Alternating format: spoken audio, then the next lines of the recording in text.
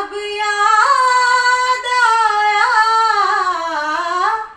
दिल धड़कने का सबब याद आया। जी बिल्कुल, मैं यही कहना चाह रही थी कि खालिद चिश्ती साहब बहुत अच्छा प्रमोट कर रहे हैं। आप इनके साथ कांटेक्ट करें और म्यूज़िक वर्ल्ड कंपनी बहुत अच्छे से प्रमोट करती है। अगर आप सिंगर हो, अगर आप एक्टर हो, अगर आप मॉडल हो तो ज़रूर रब्ता करें। Thank you so much. जी दोस्तों, आपको अपना अक्षर राय की आवाज़ कैसी लगी, इनकी गुफ्तगू कैसी लगी, कमेंट्स कीजिएगा, हमारे चैनल को शेयर कीजिएगा और सब्सक्राइब कीजिएगा।